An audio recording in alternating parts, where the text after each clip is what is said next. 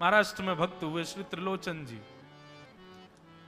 परम संत सेवी, श्री पंडरीनाथ भगवान के चरणों में ही रहते थे। पति पत्नी दोनों निवास करते थे, उनके कोई संतान नहीं थी, तो इसलिए उन्होंने जीवन भर क्या नियम अपनाया कि जो भी धन आदि उनके पास था, जो भी वैभव था, उन्होंने वो पंढरपुर आने वाले वैष्णवों की सेवा में खर्च करने का उसका मन बनाया कि यहां इतने दर्शनार्थी आते हैं, सबका भोजन प्रसादी सामग्री हमारे घर में बना करेगी। तो श्री त्रिलोचन जी पंढरपुर आने वाले दर्शनार्थियों को घर बुला करके प्रेम से भोजन पवाते थे, और जितने भी दर्शनार्थी दर्शन करके पंढरपुर से जाते थे वो अन्य संतों को कह देते, बोले कहां जा रहे हो? बोले पंढरपुर जा रहे हैं। बोले भैया पंढरपुर जा रहे हो तो त्रिलोचन जी के यहां जाना, उनके यहां भोजन प्रसादी बहुत बढ़िया संतों के अनुकूल बनाते हैं। बड़ी ख्याति हो गई महाराज जी, अब तो जितनी भीड़ पंढरपुर विठल मंदिर में उतनी भीड़ त्रिलोचन जी के घर के बाहर संतों की, दर्शनार्थियों की, सब प्रसाद पाने के लिए जाते। त्रिलोचन जी और उनकी पत्नी बड़े प्रसन्न कि इतने संतों की सेवा हम कर पा रहे हैं, ये हमारा सौभाग्य है। धीरे धीरे दोनों वृद्ध अवस्था को प्राप्त हो गए। दोनों वृद्ध हो गए तो अब इतनी सामग्री बना नहीं पाते, कोई सेवक नहीं था, स्वयं बनाते थे पति पत्नी मिलकर के। अब तो ऐसा हो जाता, कभी कभी दाल लग जाती, जल जाती, रोटियां सेकते तो रोटियां जल जाती। वृद्ध अवस्था, थक भी गए थे बहुत ज्यादा, तो प्रसाद पवाते तो थे, संत जन बेचारे प्रेम से स्वीकार तो करते, पर अब स्वाद नहीं होता था, तो बेचारे जैसा था उसको पाते, थोड़ा बहुत पा करके चले जाते। धीरे धीरे संतों का आगमन अब कम होने लगा। त्रिलोचन जी इस बात से बड़े परेशान हो गए, बोले भैया संत हमारे घर से आना बंद हो गए, हम क्या करें? तो श्री त्रिलोचन जी महाराज ने यमन बाहर एक बड़ा सा कुछ होर्डिंग जैसा लगा दिया, उस पर लिख दिया कि अंदर कोई संत सेवा आदि के लिए एक सेवक की आवश्यकता है, अगर किसी के अंदर सेवा भाव हो तो वो आकर के भीतर संपर्क करे। बंधुओं एक बात सदैव याद रखना, संत सेवा, ब्रजवासी सेवा, गौ सेवा, इन सब सेवाओं के प्रकल्प में यदि आप सेवक की कामना करोगे तो कहीं ना कहीं किसी ना किसी रूप में ठाकुर जी आएंगे सेवा के लिए। श्रीमद् भागवत में वर्णन आता है कि नंद यशोदा सब जगह जाकर के कहते थे कि गैयाओं की सेवा हो, ब्रजवासियों की सेवा हो, इसके लिए हमको एक लाला हो जाए। इसीलिए ठाकुर जी उनके लाला बनकर के आए, ताकि संत सेवा उनके यहां हो सके। त्रिलोचन जी ने बाहर लिख दिया कि भाई संत सेवा के लिए सेवक की आवश्यकता है, यदि कोई सेवा भावी सेवा करना चाहता है तो भीतर आके संपर्क करे। अब यह बोर्ड पढ़ लिया हमारे श्री पंडरीनाथ भगवान ने, और श्री विठल भगवान एक छोटे से बालक का रूप धारण करके त्रिलोचन जी के यहां पहुंच गए। त्रिलोचन जी के यहां पहुंचे, त्रिलोचन जी बैठे थे। बोले साहब जी, आपने बाहर लिख रखा है संत सेवा के लिए यदि कोई इच्छुक हो तो भीतर आके संपर्क करे, मुझे सेवा करनी है। त्रिलोचन जी और उनकी पत्नी देखें, बोले कितना छोटा सा बालक है, कितना प्यारा है, ये तुम्हारे माता पिता नहीं है? बोले होंगे तो पता नहीं, मुझे तो पता नहीं, मैंने कभी देखा नहीं अपने माता पिता को, मैं अकेला ही हूं, ना मेरे कोई भाई है, ना कोई मेरे मित्र है, ना मेरे कोई बंधु है, ना मेरे माता पिता, मैं अकेला ही हूं। त्रिलोचन जी की पत्नी को तो इतनी दया सी आ गई, अरे राम राम, बेचारा अकेला बालक है। अच्छा चलो ठीक है, तुम यहां सेवा कर लेना, लेकिन कुछ नियम है उनको सुन लो। सबसे पहले तो अपना नाम बताओ, तुम्हारा नाम क्या है? विठल भगवान ही थे, वो तो छोटे से बालक के रूप में गए थे। बोले मेरा नाम है अंतर्यामी। त्रिलोचन जी बोले नाम सुनकर के तो ऐसा लगता है जैसे सच में अंतर्यामी है क्या? अच्छा बेटा अंतर्यामी, सेवा करोगे? बोले ये सेवा करना तो मेरा जन्म जन्मांतर का काम है, मैं यही तो करता हूं, संतों की सेवा करना, वैष्णवों की सेवा करना, भक्तों की रक्षा करना, ये मेरा जन्म सिद्ध अधिकार है, मैं इसी के लिए ही आता हूं। त्रिलोचन जी और उनकी पत्नी एक दूसरे का मुख देख करके बोले, नेक सा बालक है लेकिन बोलता कैसे है? ठाकुर जी तो सत्य ही बोल रहे थे। बोले अच्छा, सुबह एक सब्जी बनानी पड़ेगी, दाल बनानी पड़ेगी, और हमारे यहां लगभग 100-150 संत आते हैं, उनके हिसाब की रोटी बनानी पड़ेगी, और सब बेटा तुमको करना पड़ेगा, हम थोड़ा बहुत सहायता कर देंगे, हमसे ज्यादा बनता नहीं है, तुमको ही सब सिद्ध करना पड़ेगा। अंतर्यामी भगवान बोले बिल्कुल निश्चिंत रहो, हम खीर भी बनाएंगे, हम रबड़ी भी बनाएंगे, हम रायता भी बना दिया करेंगे, हम 2-4 सब्जी और बना दिया करेंगे। त्रिलोचन जी बोले नेक सा बालक, सब जानते हो तुम? बोले हाँ हमको सब आता है, दुनिया का कोई काम नहीं जो हमको नहीं आता हो, और सुनिए झाड़ू पोंछा बर्तन भी कर देंगे हम। त्रिलोचन जी तो बड़े खुश हो गए, बहुत बढ़िया सेवक मिला यार, ये तो सब काम करता है। लेकिन भगवान बोले लेकिन अब हमारी शर्त सुनो। त्रिलोचन जी बोले तुम्हारी भी शर्त है? बोले हाँ। क्या शर्त है भैया? बोले हमारी पहली शर्त यह है कि हम दुनिया को बना के खिलाएंगे, लेकिन हमको आपको बना के खिलाना पड़ेगा, हम अपने हाथ का बना नहीं पाते, हम आपके हाथ का बना। और ये वास्तविकता है, ठाकुर जी पूरी दुनिया को पवाते हैं, लेकिन स्वयं भक्त के हाथ से बना ही पाते हैं। स्वयं क्या पाएंगे? तुम लोग सिद्ध करके लाओ, तुम अपने मनोभाव से बना के लाओ, हम वही पाएंगे। ठाकुर जी को कोई कमी, पूरी दुनिया में अनाज ठाकुर जी उगा रहे हैं, पूरी दुनिया में सब्जी ठाकुर जी उगा रहे हैं, पर जब स्वयं भोजन करने बैठते हैं तो कहते हैं भक्त बना के लाए, वो पाएंगे हम तो। ठाकुर जी बोले हम सारे संतों को बना के पवाएंगे, लेकिन हम अपने हाथ का बना नहीं पाते, आपको हमारे लिए बनाना पड़ेगा। त्रिलोचन जी की पत्नी बोली छोटा सा बालक, इसका आधे हाथ का तो इसका पेट है, एक रोटी में झिक जाएगा ये, इसके लिए मैं बना दिया करूंगी। ठीक है लला, तू बिल्कुल चिंता मत करो, तुम्हारे लिए भोजन हम बना दिया करेंगे। हमारी एक शर्त और सुन लीजिए। बोले क्या? हम कितना भी खाएं हमको टोकना नहीं कभी कि इतना क्यों खा रहे हो। त्रिलोचन जी बोले भैया हम क्यों टोकेंगे, तुम बढ़िया 2-3 रोटी खा लिया करना। बोले 2-3 रोटी तो हमारी दाढ़ में छुप जाती है कहीं पर, हम तो प्रेम से पाते हैं। बस आप लोग ये नियम याद रखना, आप कभी ये मत कहना कि इतना क्यों खा रहे हो। और सुनिए एक बात, अगर हमारे सामने कही तो अपराध बनेगा ही, आपका नियम टूटेगा ही। किसी और से जाकर के यदि आपने कह दिया कि बहुत खाता है, क्या बताएं, तो हम उसी दिन अंतर ध्यान हो जाएंगे, उसी दिन आपका घर छोड़ के चले जाएंगे, फिर दूरते रहना सेवक। त्रिलोचन जी बोले हम क्यों कहेंगे भैया, हम तो कभी नहीं कहेंगे, हम दोनों तुमको वचन देते हैं, तुम प्रेम से रहो, सबका सेवा करो, हम कभी नहीं कहेंगे कि इतना खाता है। भगवान बोले तो ठीक है, फिर कल से सेवा शुरू। अगले दिन महाराज त्रिलोचन जी और पत्नी उठे सवेरे ब्रह्म मुहूर्त में, देखा तो महाराज भीतर ही ठाकुर जी बढ़िया अपनी कमर कस करके, सिर पर ढांटा बांध करके, मुंह पर कपड़ा लगा करके, और कढ़ाई में लिए चला रहे हैं, बना रहे हैं दाल। एक हाथ से दाल बना रहे हैं, फिर दौड़ के जाते हैं दूसरी कढ़ाई पे, वहां पर खीर बना रहे हैं, फिर कहीं जाते हैं वहां पूड़ी उछाल उछाल करके धर रहे हैं। त्रिलोचन जी और उनकी पत्नी देख रहे खड़े खड़े, अकेले ठाकुर जी सब बना रहे हैं, नेक सा बालक। 8 बजे से संतों की जमात आनी प्रारंभ हो गई, सुबह के समय हो गया।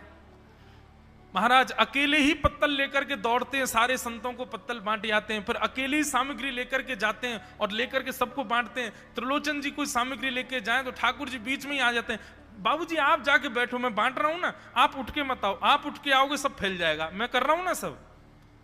अकेले ठाकुर जी, अकेले अंतर्यामी भगवान सब कर रहे थे। और त्रिलोचन जी और उनकी पत्नी बड़े प्रसन्न, जय हो विठोबा, तेने तो भैया ऐसा लगे साक्षात तुम ही आ गए हो, कितनी कृपा हो रही है, देखो कैसा सेवक मिला है हमें। भले ही संतान नहीं दी ठाकुर जी ने, लेकिन ऐसा सेवक दिया है जिससे परिपूर्ण आनंद हो गया है। संतों की भोजन प्रसादी हुई, महाराज खूब प्रेम से सब संतों को पवाया। संत भी सब वाहवाही करके गए, बोले वाह त्रिलोचन जी आपके यहां खूब बार पाया, लेकिन आज जैसा प्रसादी हमने कभी नहीं पाई। त्रिलोचन जी बड़े प्रसन्न।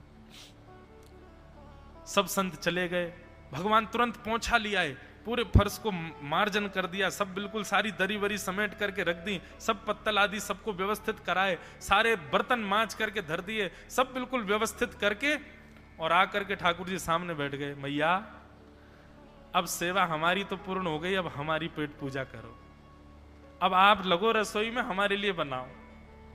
वो तो इतने भाव में आ गए, अरे मेरे लाला मैं अभी बना के लाती हूं। सुंदर सुंदर सब्जी बनाई, सुंदर रोटी बनाई, सुंदर खीर बनाई, थोड़ी थोड़ी एक एक दोना, दो दोना मान लो सब्जी बनाई, दो दोना खीर बना दी, 10-5 पूड़ी बना दी, ठाकुर जी की बढ़िया थाली लगाई, थाली लगा करके सामने धर दी। अंतर्यामी भगवान बैठ गए, प्रेम से पाने लगे, पाते जाए महाराज, वो तो खाते जाए, खीर उठा करके पी जाए, सब्जी उठा के पी जाए, और लाओ मैया भूख लगी है, जल्दी लाओ। 10 की 10 पूड़ी एक बार में चट और लेकर के आई, बेचारी देती गई, 10 की पूड़ी और धरवा ली, फिर उनको भी पा गए। अब मैया ने इतनी सामग्री बनाई थी, बोले मैया भूख लगी है, जल्दी जाओ, आटा मारो, फिर से सेको, बढ़िया लेके आओ सामग्री, आपसे हमने कही थी कि आपको हमको पवाना पड़ेगा। नहीं नहीं नहीं बेटा, तू बिल्कुल बैठो रहे। अरे भैया मुझे तो लगी नेक्स्ट सौ पेटया, कोई तो कुआ है पूरा, कितना डाल दो भरे कोई ना। महाराज आटा मारते मारते शाम हो गई, शाम तक ठाकुर जी पाते ही रहे, और खूब पेट भर के पाया महाराज। एक आसन पर अखंड 4 घंटा बैठ करके भोजन किया, और भोजन करने के बाद ठाकुर जी बोले ठीक है सेठ जी, अब आओ, लाओ तेल ले आओ, आपकी नक मालिश कर दूं, आपकी नक सेवा कर दूं, आप थक गए होंगे। त्रिलोचन में नहीं नहीं इसकी नहीं नहीं क्यों नहीं है, तेल लेकर के उनकी मालिश भी कर दें। इस प्रकार चले। त्रिलोचन जी की पत्नी बेचारी पहले दिन तो कुछ नहीं बोली, दूसरे दिन भी कुछ नहीं बोली, तीसरे दिन उसके मन में आया, बोले ये क्या कर लिया हमने, सुबह जितना भोजन बनना चाहिए उतना तो ये अकेला ही पाता है, सुबह संतों का ये बना देता, पर शाम को इसके लिए जितना बनता वो संतों के बराबर ही बैठता है पूरा। त्रिलोचन जी कहते नहीं नहीं तुमको याद नहीं, उसने कहा था कभी कहना नहीं है ऐसा। बोले हाँ नहीं नहीं मैं ध्यान रखूंगी, नहीं कहना है। लेकिन अंतर्यामी भगवान तो खूब प्रेम से घर के सारे काम कर रहे हैं उनके। महीना 1.5 महीना बीत गया, खूब आनंद से सेवा चल रही थी। एक दिन त्रिलोचन जी की पत्नी पड़ोस में किसी के पास बैठी थी, तो पड़ोसी तो होते ही हैं सब घर के बात बोलने वाले, उन्होंने कह दी, बोले कि आपके घर में तो आजकल बड़ी खुशहाली आ गई है। त्रिलोचन जी को देखा, चेहरे पे कैसा तेज आ गया, लाल लाल टमाटर जैसे गाल हो गए उनके। बोले अरे वो आया है ना अंतर्यामी सेवक हमारा, बहुत सेवा करता है, प्रसादी वगैरह सब वही बनाता है, फिर मालिश करता है उनकी, बढ़िया बढ़िया उनके लिए जूस निकालता है, बढ़िया उनको सब भोजन पानी पवाता है, इसलिए इस वजह से त्रिलोचन जी बढ़िया। वो त्रिलोचन जी तो बढ़िया हो गए, तुम सूख गई हो, तुम इतनी पतली दुबली क्यों हो गई, मेरा दुख कौन जाने। वो सबकी सेवा करता है पर अपनी सेवा मुझसे करवाता है। अरे छोटा सा तो है, ऐसे मटक मटक के जाता सब्जी लेने, हम तो उसको देखने के लिए खड़े रहते बाहर, कैसे बढ़िया लगता है। कई लोग तो देखने ही आते हैं उसको कि कैसे सब्जी परोस रहा है, कैसे पूड़ी परोस रहा है, कितना सुंदर लगता है। छोटा सा तो है, उसकी क्या सेवा करनी पड़ती है। अरे बहन तुम क्या जानो, 2, 4, 5, 10 किलो आटे की कब कब में रोटियां पूड़ियां खा जाता है चपेट करके, कुछ पता नहीं चलती, पेट है कुआ है समुद्र क्या है पता नहीं चलता है, इतना खाता है इतना खाता है इतना खाता है। 4 घंटे की समाधि पर बैठता है एक साथ, थाली नहीं थाल लगाना पड़ता है उसके लिए, इतना खाता है। जैसे ही कहा इतना खाता है, ठाकुर जी अंतर ध्यान हो गए। शाम का समय, त्रिलोचन जी रोज शाम होते ही बैठते थे, थोड़ी देर कुछ चर्चा आदि करते थे भक्तों की। त्रिलोचन जी ने बुलाया, अंतर्यामी, ओ बेटा अंतर्यामी कहां हो, जल्दी आओ, चलो शाम हो गई है, थोड़ी देर बैठे कुछ सत्संग करें कीर्तन करें। अंतर्यामी नहीं आए, पूरे घर में खोज लिया ठाकुर जी नहीं मिले, रसोई घर में खोज लिया ठाकुर जी नहीं मिले, पड़ोसियों से पूछ लिया नहीं मिले, सब्जी मंडी देख आए ठाकुर जी नहीं मिले, पूरा पंढरपुर देख लिया लेकिन ठाकुर जी नहीं मिले, सब जगह खोज लिया ठाकुर जी नहीं मिले। त्रिलोचन जी बड़े उदास हो गए, पत्नी से कहने लगे पता नहीं कहां चला गया। कहां गया होगा पता नहीं। देवी तुमने उससे ये तो नहीं कह दिया था कि इतना क्यों खाते? बोले नहीं नहीं, मैं तो कान पकड़ती हूं, मैं कभी नहीं कहती उससे।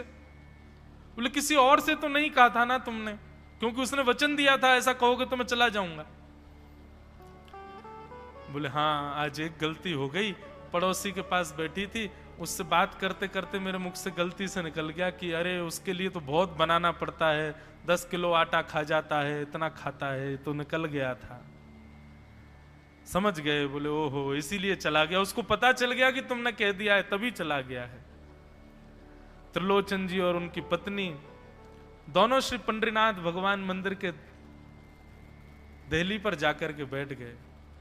जाकर के ठाकुर जी के आगे हाथ फैला करके कहने लगे, बोले नाथ, हे पंडरीनाथ, आपने हमको संतान नहीं दी, पुत्र नहीं दिया, पुत्री नहीं दी जीवन में, हमने कभी उसकी अपेक्षा नहीं की, हमने कभी आपसे शिकायत नहीं की कि हमको संतान क्यों नहीं दी है। पर नाथ, एक सेवक हमारे जीवन में आया, और जब से वो सेवक आया हमारे यहाँ संतों की सेवा होने लगी, हमारे यहाँ कीर्तन होने लगा, हमारे यहाँ सत्संग होने लगा, हमारे यहाँ खूब आनंद की उमंग होने लगी। उस सेवक ने हमको आपसे और प्रेम करवा दिया। ठाकुर जी, हम आज आपसे दोनों भीख मांग रहे हैं, हमें कुछ मत दीजिए, आप भी मत मिलिए हमको इस जन्म में, लेकिन हमारे उस सेवक अंतर्यामी को हमको वापस कर दीजिए भगवान, वो जहां कहीं भी हो उसको वापस भेज दो हमारे पास। ऐसा कहकर के रुदन करने लगे, नेत्रों से आंसू गिरने लगे, चरणों में प्रणाम करके श्री पंडरीनाथ भगवान को रुदन करने लगे त्रिलोचन जी और उनकी पत्नी। इतने में ही स्वर सुनाई दिया, बाबूजी। अंतर्यामी का स्वर सुनते ही पीछे मुड़ करके देखा तो पीछे तो कोई दिखा नहीं। अरे इधर देखिए, पीछे कहां देख रहे हैं? वापस से पंडरीनाथ भगवान की ओर देखा तो श्री पंडरीनाथ भगवान की जगह ही अंतर्यामी बालक खड़ा हुआ है, सामने खड़े होकर के उनको आशीष दे रहा है। त्रिलोचन जी तो भाव विह्वल हो गए, बोले कैसी कृपा नाथ आपकी। बोले आप ही थे क्या? बोले तो इतनी अच्छी संत सेवा, इतनी अच्छी खीर, इतनी अच्छी पूड़ी, इतनी अच्छी सब्जी, और आपकी जो सेवा, और इतने अच्छे अच्छे सत्संग कीर्तन, ये मेरे अलावा कौन कर सकता है? संतों की सेवा तो मैं ही करता हूं ना। आपने संत सेवा के लिए सेवक मांगा था, इसलिए मैं ही आपके यहां चल करके आ गया। और श्री त्रिलोचन जी पर अद्भुत कृपा करके भगवान ने उनको कृतार्थ किया। बोलो भक्त वत्सल भगवान की जय। अब ऐसी प्रीति ठाकुर जी जब निभा रहे हों तो फिर मुक्ति की कामना कौन करता है? हमें वैकुंठ में जाके ठाकुर जी को नहीं देखना है बंधुओं। हमारा उद्देश्य ये नहीं है कि हम वैकुंठ में ठाकुर जी का दर्शन करें। हम जहां हैं, जिस स्थिति में हैं, जिस अवस्था में हैं, हम ठाकुर जी को वहीं देखना चाहते हैं। हम इसी के लिए भजन कर रहे हैं, इसी के लिए भक्ति कर रहे हैं, इसी के लिए कथा कर रहे हैं कि ठाकुर जी यहीं आओ और यहीं कृपा करके हमको दर्शन प्रदान करो। बोलो भक्त वत्सल भगवान की। श्री सुखदेव जी महाराज कहते हैं, परीक्षित, तुम मुक्ति की कामना मत करो, तुम भक्ति की कामना करो। भक्ति की कामना से यदि जिज्ञासा रत होगे तो इन 7